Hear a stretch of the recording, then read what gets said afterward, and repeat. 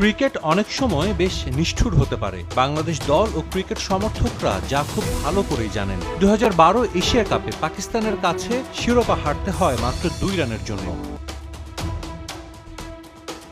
Cricket এমন একটা খেলা যেখানে বিশ্ব চ্যাম্পিয়ন নির্ধারণ হয়েছে 4 ছক্কার হিসেবেও।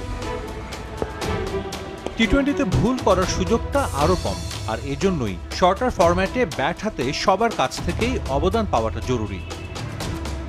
আগামী সপ্তাহে ঢাকায় আসছেন ইংল্যান্ডের পাওয়ার হিটিং কোচ জুলিয়ান উড। 3 সপ্তাহ কাজ করবেন জাতীয় দলের সঙ্গে, যেখানে টেল এন্ডারদের ব্যাটিং স্কিলে উন্নতি আনতে করেছেন বিশেষ পরিকল্পনা।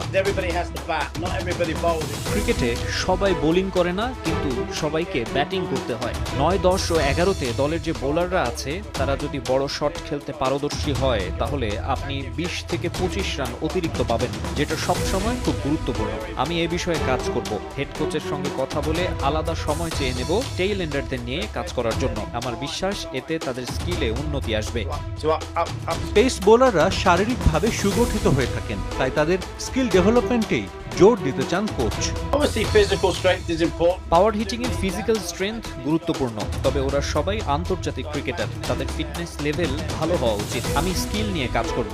একটা টি-20 ইনিংস কিভাবে খেলা উচিত। খেলায় অনেক পরিবর্তন এসেছে। 10 বছর আগে আপনি যেভাবে কোচিং করিয়েছেন এখন সেভাবে করাতে পারবেন না। খেলার বিবর্তন হয়েছে, কোচ হিসেবেও সেভাবে মানিয়ে নিতে হবে।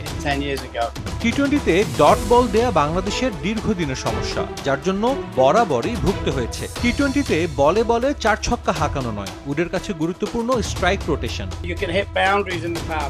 আপনি পাওয়ার প্লেতে বাউন্ডারি মারতে পারেন, কিন্তু অনেক ডট বলও দিতে হয়। মূল বিষয় হলো প্রথম 6 ওভারে আপনাকে জোরের ওপর শট খেলতে হবে, পাওয়ার প্লের সর্বোচ্চ সুবিধা নিতে হবে। মাঝের ওভারে স্ট্রাইক রোটেশন করা খুব গুরুত্বপূর্ণ। 7 থেকে 15 ওভারে আপনি যদি একটি করে 4 ও বাকি 5 বলে সিঙ্গেল তুলে নেন, তাহলে ওভার প্রতি আপনি 9 রান পাচ্ছেন। টি-20তে এটা ভালো। বাউন্ডারি আপনাকে থিতু হতে কিছুটা সময় দেবে। চেষ্টা করতে হবে প্রতি বলে 6, 4, 3, 2 অথবা 1 রান তুলে নেওয়া।